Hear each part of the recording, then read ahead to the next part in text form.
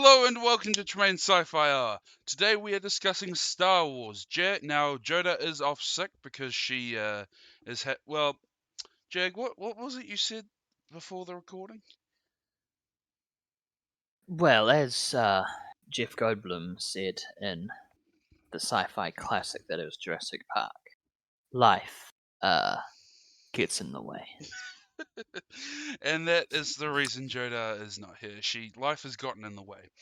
But because she's not here to rein us in with our politically incorrect opinions, we are going to discuss Star Wars because no one has ever started a fight over Star Wars. Boys' night!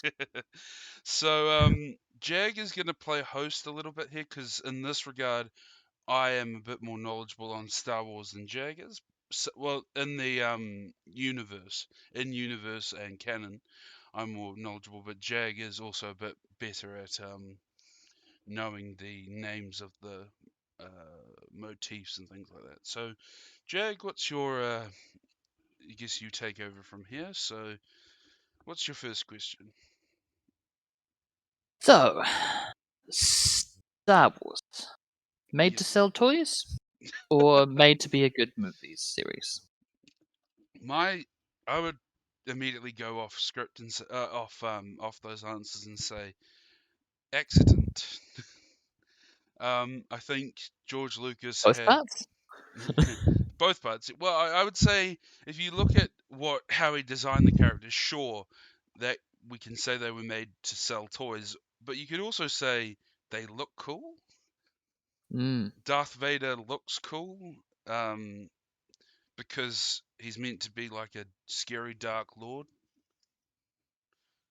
okay.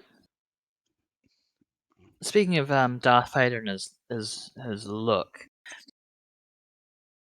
there's a lot of from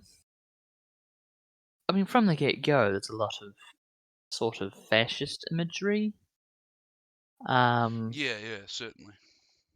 So that makes me think, like, what is, in your opinion at least, the target audience for, let's say, the first three in order that they were made? So Right. 4, 5, and 6. 4, 5, and 6.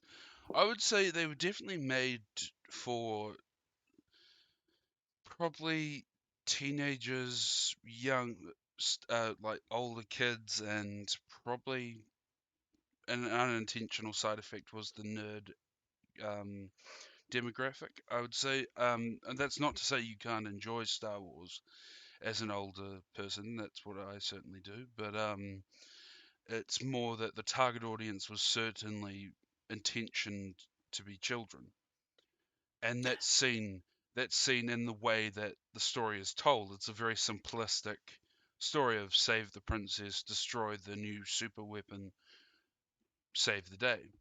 That is Mm. certainly what was done in episode 4. Episode 5 and 6, I think, were unintentional. I think that the sequels that came from A New Hope weren't intended in the original script, which is why I think the Death Star's destroyed in episode 4. So surely, starting at 4, he would have intended 6 movies from the get-go? Well, starting at 4, I would say he said George Lucas, who we're talking about, has said that he wanted to make it like a Flash Gordon serial episode, something like that, like where there's like so much history that's implied in the episode by just saying episode 4, like, whoa, what's happened, where were the other 3, stuff like that, making a sort of mystery around it. But I would say yeah, it's hard to tell what Lucas actually wanted to do because he has said a lot of different things. In a Charlie Rose episode interview where Charlie Rose interrupted him constantly, as Charlie Rose does best. Um, uh, Lucas said that he had intended to make 1, 2, and 3, but the technology was not ready at the time. But before that, he has said that there's different things that he has said, and I mean, there's also the fact that things change. I know as when I'm writing, things do change when you sometimes you get to a scene that you think you know how you want to write it, but it just doesn't come out that way. You know, he could have when he wrote in the Clone Wars, that could have been multiple ways of looking at what that actually was. It could have been a war where they were fighting the clones of, um, where they weren't fighting clones, but they were fighting uniformed members of a society, or a alien race that was uniformed like clones. It could have been multiple ways. What it was though, So, like Episode 7 Stormtroopers. yeah, where like there is a where there's like a what do you call it? Where there A is singular culture. a People. monoculture that attacks because it is a imperialist, inherently imperialist system. But how do I put this? The uniformity of those clones was integral in making sure you understood the empire itself was not a was not a good place. That idea of having everything needs to be the same. So in Bad Batch, for example, which is an offshoot of the Clone Wars, it's basically following the I can't remember what they're. I think it's Clone 499 or something. They have um they have ind- the Yes. clones throughout the Clone Wars, the TV series, have had individualistic armor. They've had colors. They've had things painted on. They've had hand marks and things like that. They've always been individuals. They've been trying to be individuals, even though they're all the same, genetically speaking. What they Well, know, that's because they had genetic mutations built into them on purpose yeah, and yeah, then selected but based on what the mutations did, but yes? what the regular, yeah, but what the regular clones had always had the same, had always been painted. So Commander Cody, for example, has orange paint to represent his clone force, which is I think the I can't remember what his one was under Obi-Wan. 212th Attack Yeah, Battalion? and then Anakin's is the 501st, which have blue paint. Mm. Um, so that's meant to show the regiment. That's meant to show individuality. Some of the clones have, like Jesse, for example, has the Republic symbol on his face, on his helmet, and he that's meant to show individuality. What the Empire does when it's established is all the paint is taken off of the clone troopers' armor. The barracks is turned into a very uniformed, very one cookie cutter style um, way of dealing with things.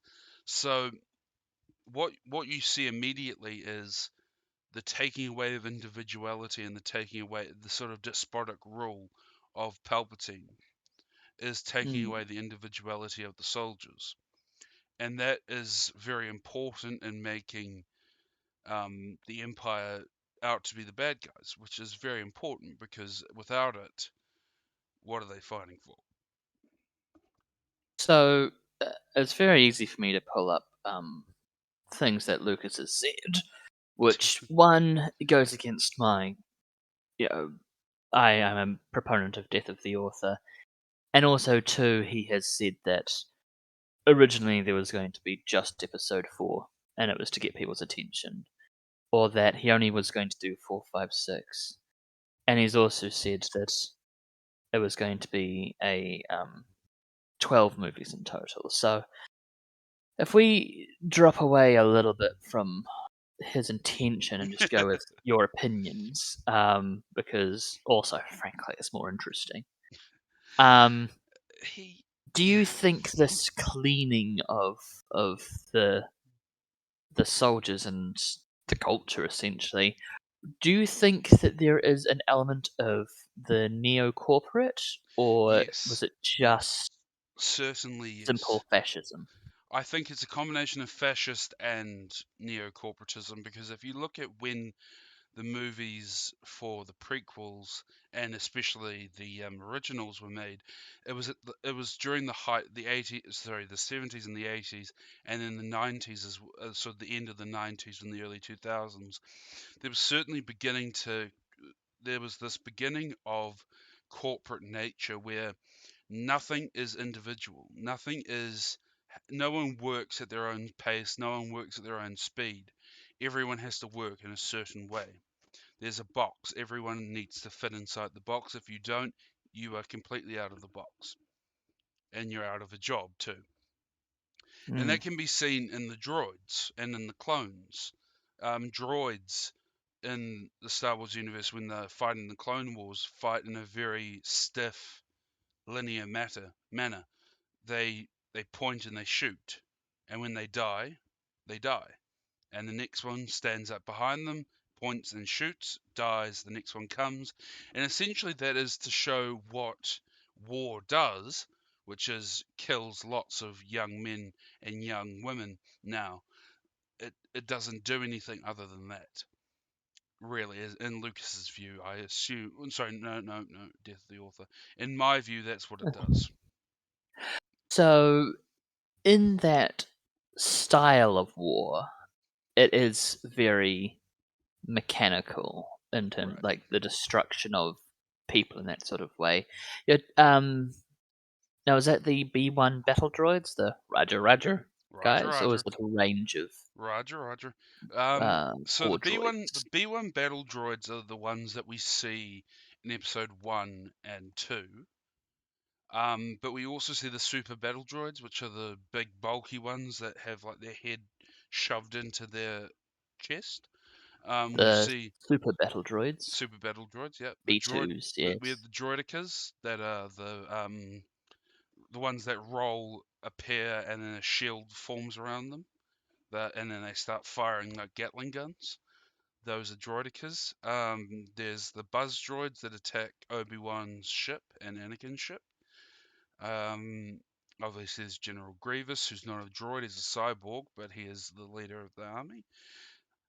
And then there's also the Magna Guards, who are the ones with the spinny purple staffs. I can't remember what they're called, electro staffs or something, that can block lightsabers.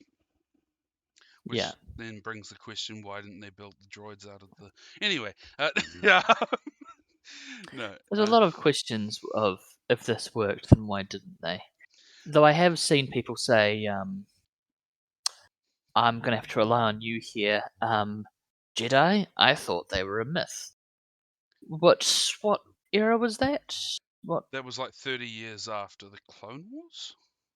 So would that be round episode Original, 4? the originals, yeah, episode 4.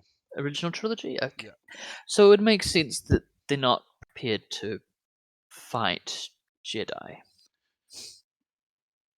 if everyone thought there were no Jedi. no, that's kind of why everyone thinks, well, why a lot of people think that, well, why I think that Lucas had no intention of actually making the Jedi generals like they are in the Clone Wars. So in the Clone Wars, it makes no sense. Well, in the context of the Clone Wars, in retrospect of the Clone Wars, that line makes no sense unless you consider the fact that Tatooine was sort of on the outskirts of the galaxy. That is the only context that makes sense, because even Uncle Owen and Aunt Beru knew about the Jedi, so there would be some bleed over. There would be people who came from the Clone Wars, people who fought in the Clone Wars. There'd be people who suffered at the hands. For example, um, Mos Eisley Cantina, for example, when he says no droids allowed, it's because it's in legends or in canon. It's because his parents were killed in the Clone Wars by droids. So Okay. even that, even in the context, and so think about things like the Jedi Temple was on Coruscant. There were Jedi relics everywhere. There were Jedi Knights and Jedi Masters who fought alongside the clones. There was the plot of the Jedi when the Jedi tried to overthrow Palpatine allegedly. So, there's lots of evidence of the Jedi, and it's kind of strange that Luke wouldn't know about it. But what the importance of that is that Luke doesn't realize how important he is, and he doesn't realize what the Jedi are. He doesn't know how to do these things, and it's important that he takes it on blind faith, and that he goes with Obi-Wan because he wants to find out more about his father. Hmm. It's very much a young adult fiction trope of Yeah, you'll be whisked away to this amazing thing that you'd have no idea of. which is Because that's your only hope in real life.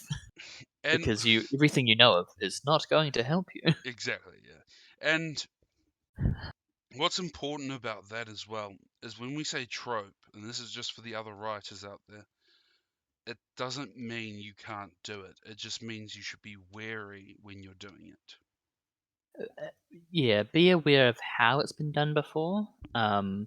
Sometimes things are done a certain way because it's Impossible, effective, yeah. Or it's or impossible to do it any other way.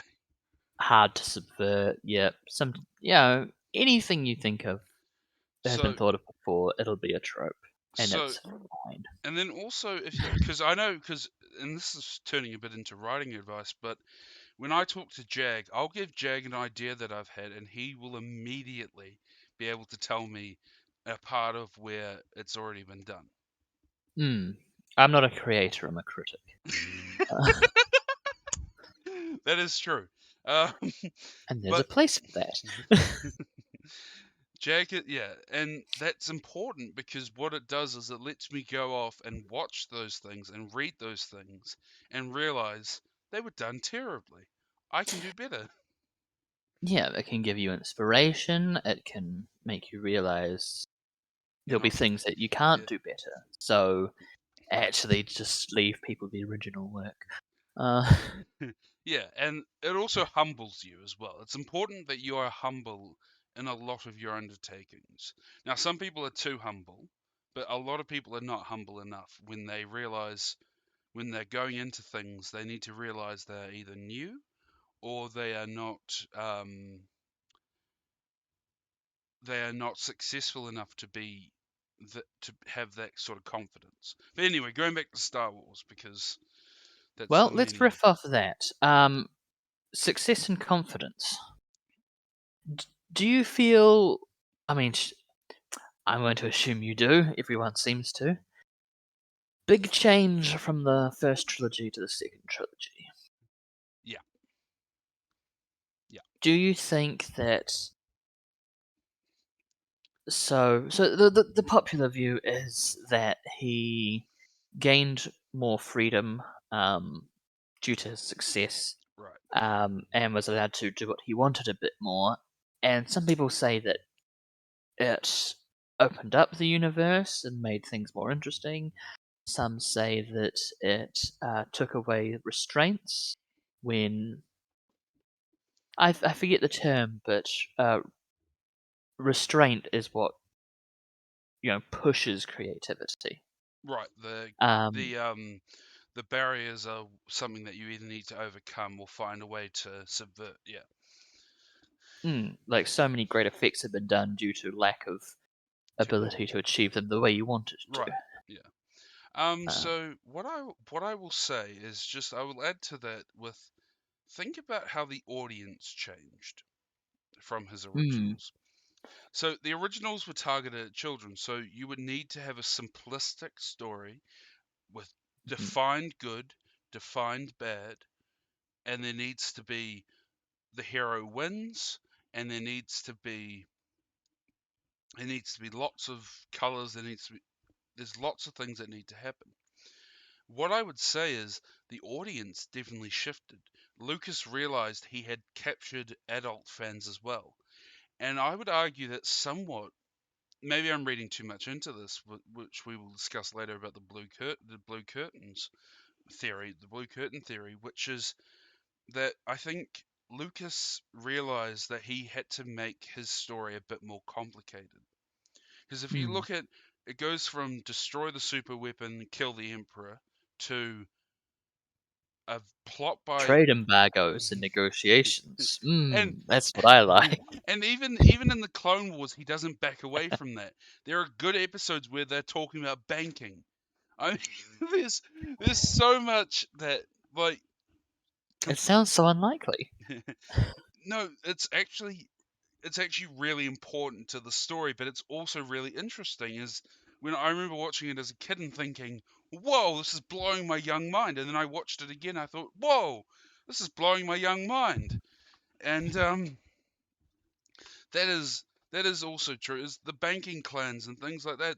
There were so many things that were brought into the universe, which is what you said, like the Trade Federation.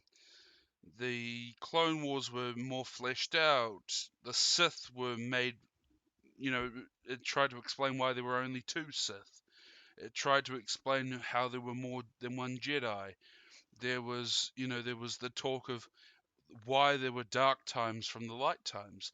There was trying to understand all these different alien races. And so, what I would say is maybe Lucas didn't have restraint that he needed, but I would also say he didn't have the amount of movies he needed. Fair enough. Fair enough.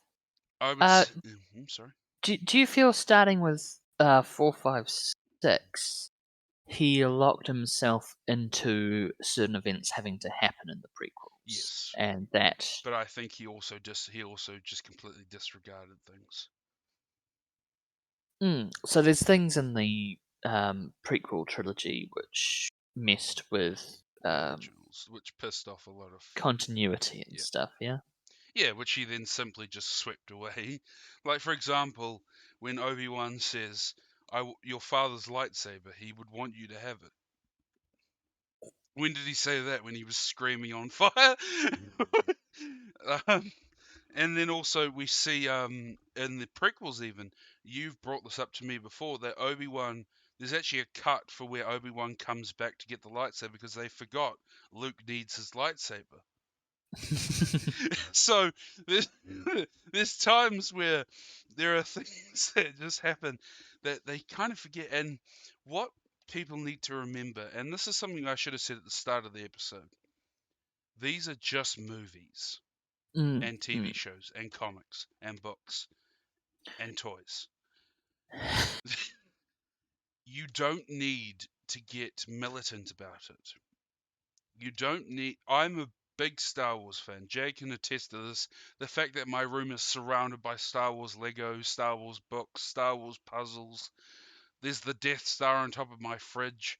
That can all attest to my fandom. And my depth of knowledge of Star Wars as well can attest to my fandom. I don't think it's right. And the way I learnt this lesson was the way they treated the kid who played Anakin. Now, the kid who played Anakin is now a schizophrenic who has been in jail. And a lot of it has to do with the bullying he received from Star Wars fans. And that's not good. That's a child getting bullied by a bunch of adults. That's not acceptable. And the same thing is true with Daisy Ridley, with the woman who played Rose, the all the different people that you think ruined your childhood. I've said it before and I'll say it again. Star the new Star Wars movies have not ruined your childhood. Your father ruined your childhood. That is the important thing to remember. Your childhood cannot be ruined by things that happen now. Anyway, back to Star Wars. It's sorry, what was the question? Um. Well, uh, as we've mentioned, unfortunately, we don't have Jared R, so I am going to take that role up a little bit. He is a person with schizophrenia. oh, right. Sorry. Yeah. Person first language, please, when talking about issues like that. Okay. So Yeah. fandom. You brought that up. Right. And continuity. I think I brought that up. Yeah. But I see a lot of post hoc explanations and rationalizations. For example, you mentioned very specifically the your father would have wanted you to have this, which doesn't make sense in hindsight. But now there's this great big like analysis of the moment of his conversion to half robot bad guy dad. Right. Um, where there's another line of was it Obi-Wan died about the same time your father did? Suggesting that Ben Kenobi viewed that moment as a time when both of them died Right. by becoming different people. So And so his father would have wanted him to have it. His father was Anakin. gone at that time Right. already, so So that that yes, could Vader wouldn't, his father would have. so what you could also argue there is Mhm. Vader becomes Vader when he cuts off Mace Windu's hand. That Okay. is arguably the moment that Anakin feels that Anakin's gone. That's the That's moment the that it's moment. too far. That's the moment where Vader has realized he is now immersed in the dark side. He's just helped kill a Jedi master, probably the heir to the not the heir, sorry, the next Jedi Grand Master, judging by how fast Mace Windu was becoming more powerful. This Only one is with a purple sword too. Mm. Purple Dragon. Yeah. I mean, there was just there was just so much that he could have, and then he also has moments in Rebels, which is a TV series, where where Darth Vader is actually disappears for a moment, and that's it when he faces Ahsoka, his apprentice that was never mentioned, and also survives the Clone Wars, and also survives Order 66. That's never mentioned in the originals, even though she would have been a great ally to have in the fight against Vader. But and then also there's Ezra, and there's lots of things that aren't mentioned that probably would have made the stories very different. I have seen that Vader surviving Order 66 is mentioned in. It's now Legends is the term they use, or no Yeah, longer canonical. Legends is the expanded universe. Yeah, Okay, yes. Um, where yeah, people were surprised to see him because they're like, "But Order 66, we killed them all," and he's like, "I'm Vader, though. You wouldn't have yeah. killed me. That doesn't make So sense." so there's things where But the people ground units weren't aware of him. there's things where people who encounter a lightsaber are confused, as most people would be, because in their mind I think the I only would be. people the only people who used lightsabers were Jedi, and all the Jedi are dead. No one knew who the Sith were because the Sith had not existed for 1,000 years. They were a secret order, or sorry, a secret two-person order for 1,000 years. That's why it makes sense. No one knew who the Sith were, because who the hell would like it would be like a secret society that plagued our world 1,000 years ago, and them coming back now. Mm. That And it's always two guys, and there's a whole universe. yeah, exactly. Well, no, sorry. Before the 1,000 years, there were more than what, two Sith. So what is with the rule of two? Well, you said before it's in line with something from the 47 Ronin. Um, so a lot of people describe Star Wars in a number of different ways, but it is mainly samurai. Yeah, At least the original trilogy was mainly samurai. Although if you go with the prequel trilogy, they're also they become the diplomats, they become the negotiators. That was also a samurai role. right.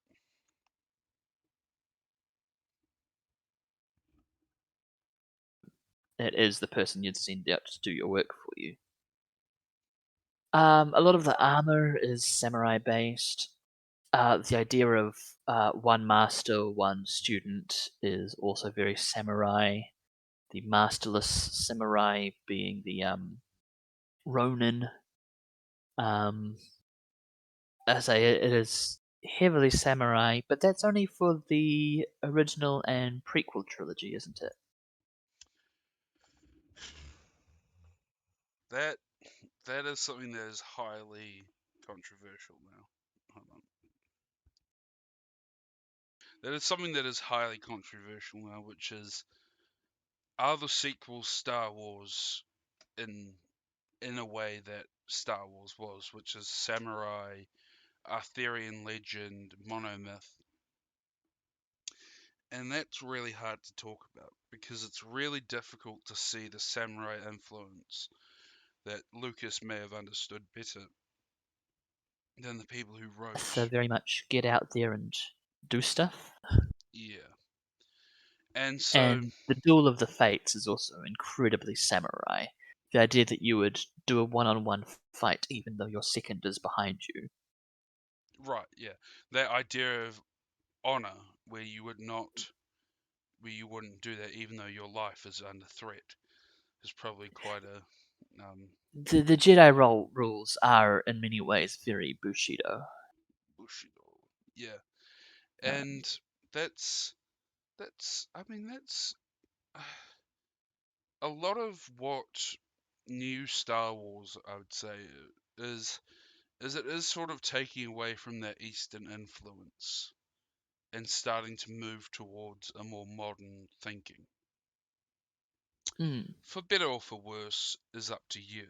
In my view, it's for worse because sometimes modern thinking doesn't always have a fully fleshed out idea of how life should be.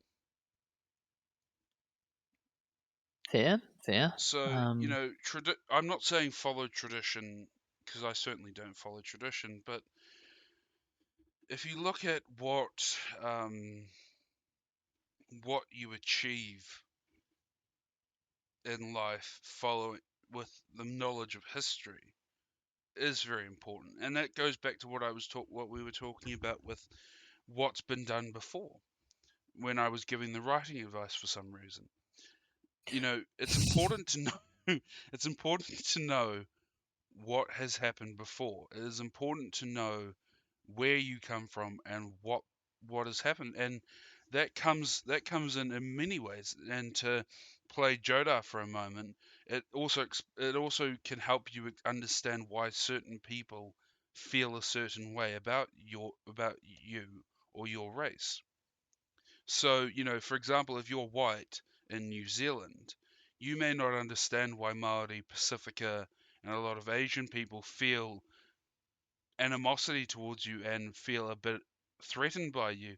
But if you read history, if you learn their history, if you learn our history as New Zealanders, you will quickly understand there's a reason for it. If you then make the conclusion that it was a long time ago, get over it, you haven't fully understood what you need to learn. That's just my view. If but that comes back to what we're saying is new Star Wars is very much corporate, and that is not what Star Wars was originally meant to be. Lucas was a rebel. He always was. Even by his own, even just listening to people's stories about him, he's a rebel. He disagrees with people. He's a fighter.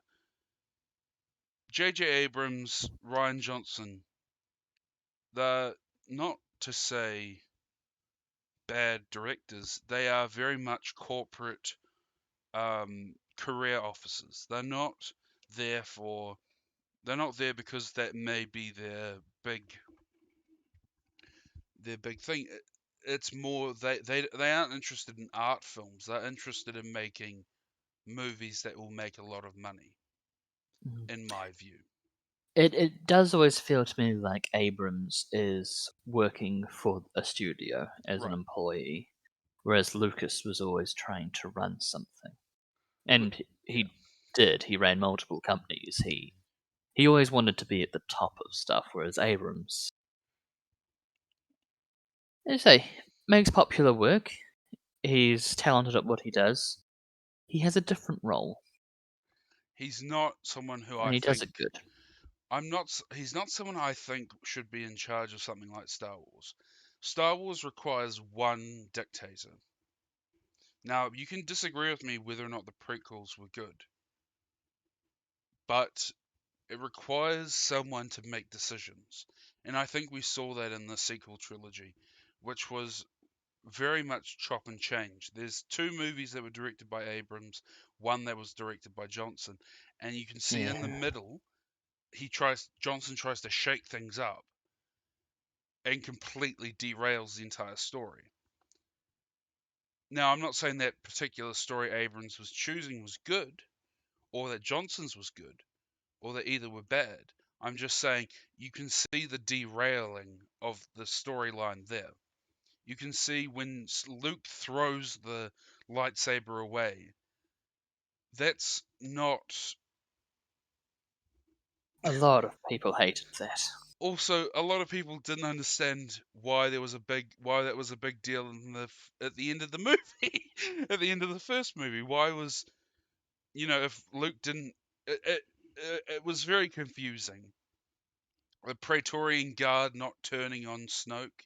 I mean, there were lots of things that didn't make any sense, and then Mm. also didn't make sense in the context of Star Wars, which is very important for fans. If you're making a Star Wars movie, yes. Exactly. But yeah, Now, uh, coming off that a little, but mainly coming back to something you'd said previously, the prequels needed greater technology than the original series for his vision. right. And is what he said before, Is yes. what he said. So I remember watching it in. I've watched it in a few. I've watched it in theatrical release order. I've watched it in internal chronological order. I'm not a super fan, but I think everyone is aware of Star Wars. Star Wars. If you've watched The Simpsons, Family Guy, or any I sort of felt it was jarring going from 3 to 4 because right, suddenly R2D2 can't hover, right, and a lot of in-universe technology seemed to have regressed. because yeah, there was the obvious And yeah. that took me out quite a bit. Do you think it would have been possible to make the prequels with that in mind and be like, well, let's not have anything in universe more advanced? Or is there some sort of story explanation? Like, how did it affect you as a, you know, more fan? Well, Fan. it also affected me as a younger viewer because I saw the prequels first and then saw the originals. So Did it confuse you? no, Okay. because I knew that they were older movies. Okay. Um, and what I think that's why I think it's interesting how Star Wars, not to just a quick digression, which is it's interesting that Star Wars is so traditional, and that's what made it so great. Was your father would sit you down, or your mother or whatever would sit you down. You'd watch it, you'd ask questions, they would answer them, and they would be as excited to watch it as you were. Now, going back to your question, I think the prequels needed to be what they are, which is technological marvels. They really pushed the limits of technology in that movie at that time. In those movies, Yeah, sorry. of late 90s, early 2000s Yeah, they technology, really sure. they really pushed the boundaries with it. Now, am I going to say that it was perfect, that it was a seamless transfer? No. But I would also remind you that in the originals, most droids at that point had become service droids. They were no longer the warriors, they were no longer fighting. And also, R2, I mean, I suppose the in universe explanation would be R2D2 got a lot older. his technology was aging. He hadn't been kept well kept. There are lots of things that can explain it. It's essentially, but more importantly, you just need to it's just important to understand these are older movies. They're not going to have the same thing, and that's why a lot of people recommend not watching it in universe chronological order, but in chronological order as they came out, theatrical release, Release order, theatrical release order, yeah. which is important because sometimes it can help with understanding that the originals were done in a certain way, and then you sort of understand things that, because if you watch the prequels first, like I did, it's not a surprise that Anakin's the father, which is meant to be one of the biggest, which is meant to be like the biggest surprise of all time, of all movie time, is meant to be no Luke, and sorry, no, I am your father. Yeah. What? It's meant to be So that. it's quite clear that the prequels were created after. Yeah, and I think it's meant to be that way because I think if he tried to limit the technology in that same way and try to do things more practically, I think it wouldn't have been a different experience for the new generation. Okay. If you think Okay. about it, like in his own words, he was always trying to push the limits of technology. Mm. And so, a lot of like for the X-wing scenes, I think he was talking about, for example, they were that was a very revolutionary thing for for the 70s and for the 80s.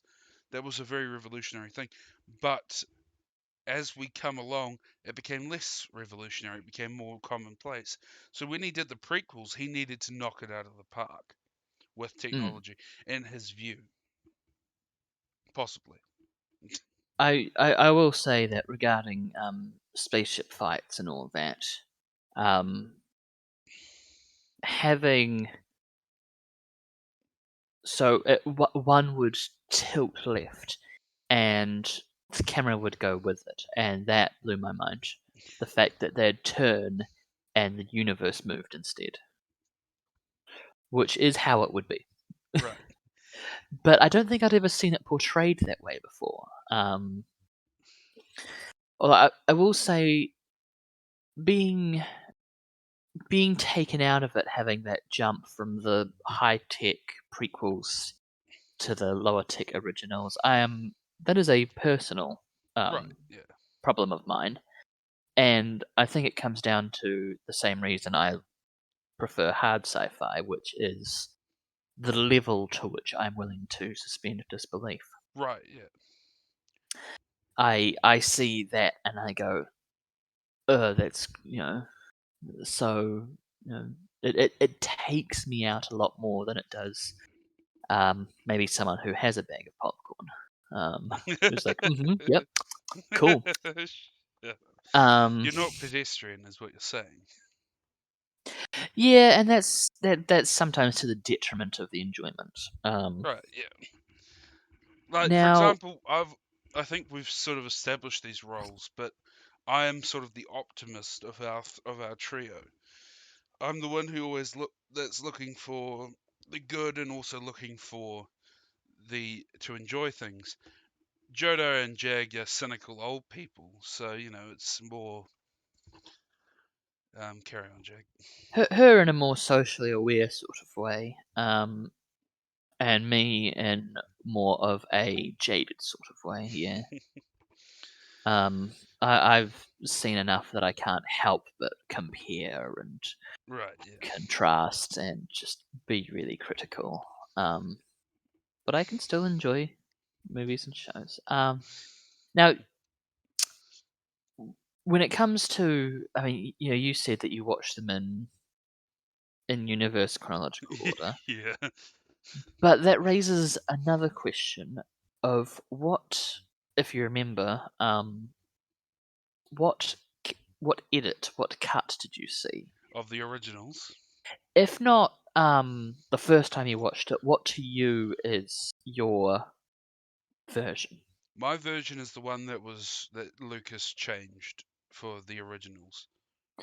So you have Han shot second.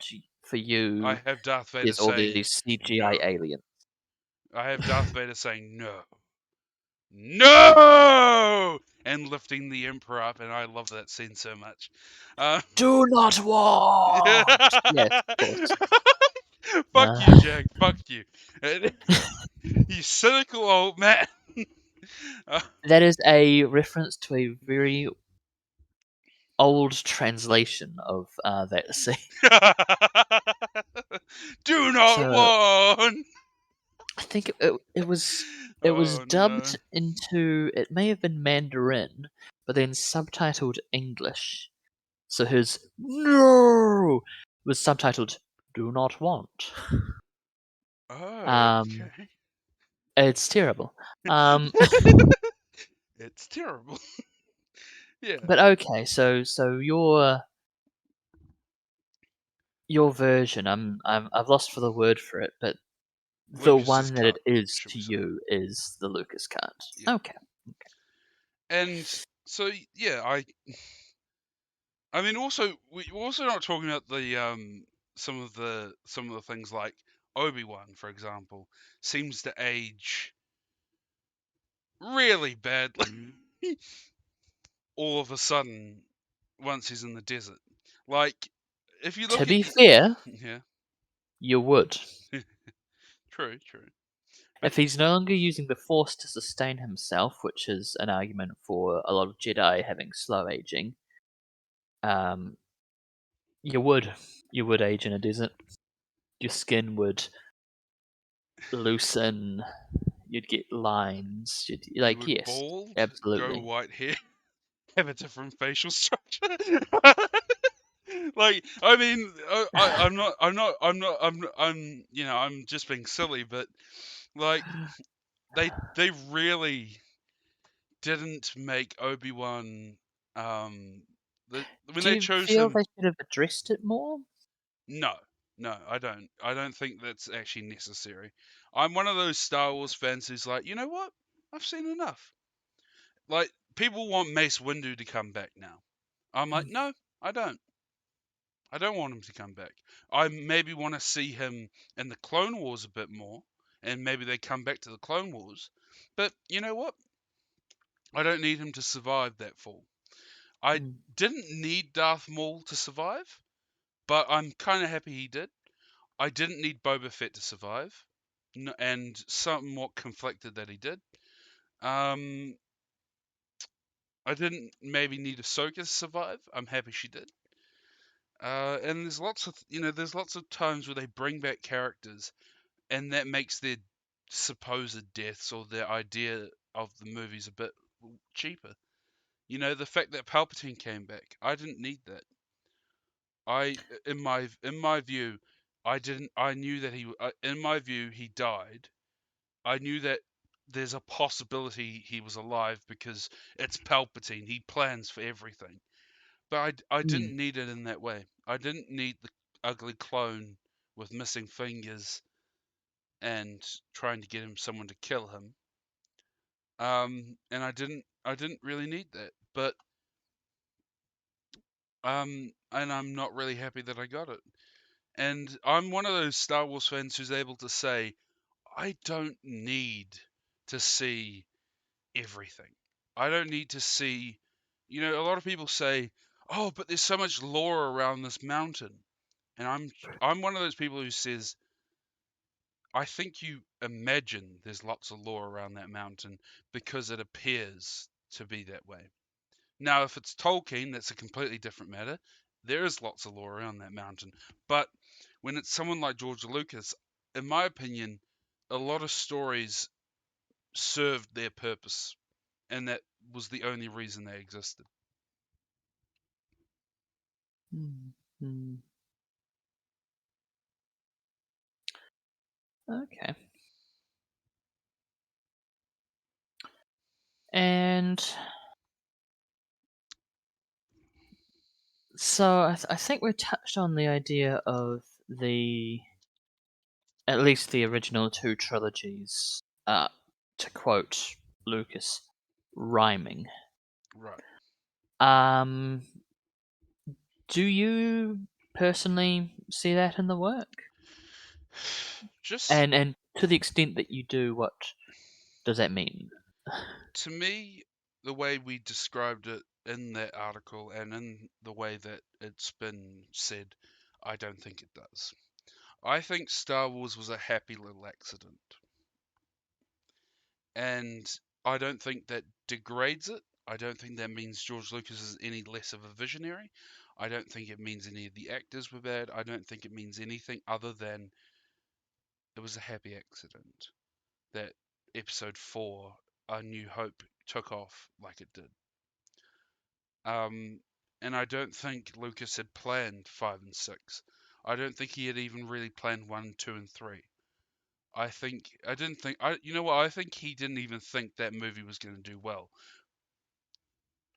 but it did. And that's the main thing. Is Star Wars is a beautiful thing that came from an accident. It was an accident that his wife was such a good editor and quite good at understanding what he wanted. It was an accident that Lucas touched on something that maybe we hadn't really considered before. It was an accident that he introduced samurai to America, essentially, in a way. In a way, not essentially. He did it Uh, in a way. And yeah, so late 70s. There was some there was some, popular works. but it was mostly in a massive popular way. It was in a way that way, and I think it was an accident. And I don't think that degrades Star Wars in the way that people think it does. Okay. Yeah. So yeah. Uh, let's see. What's on my list here? Shuffles papers, shuffles papers. Um,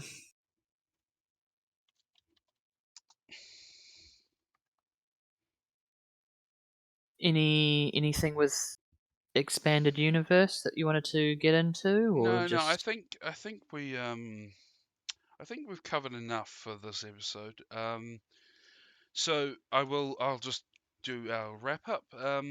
So in my view, Star Wars was an accident, but a good accident.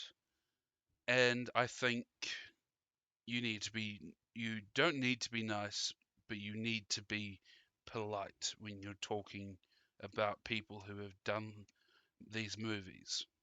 Jack? um, yeah, just enjoy things. And if you don't, that's fine. Leave people alone. Yeah. Perfect. All right. Thank you for watching. Don't forget to join the conversation on Instagram and on Facebook. Those links are down below. And also, don't forget to follow the Facebook page, like the Facebook page, and follow me on Instagram so that you're kept up to date when new episodes come out. Thank you all for listening. I've been Tremaine, and this has been Sci-fi hour, isn't it? Jag. No, Jag. Hey, Thank you for Jag. Jag. I'm in the Facebook comments. If anyone wants to disagree with me, I'm more than happy to yell. Jag is a seasoned veteran of internet arguing, so have fun with that. Thank you for listening. Goodbye.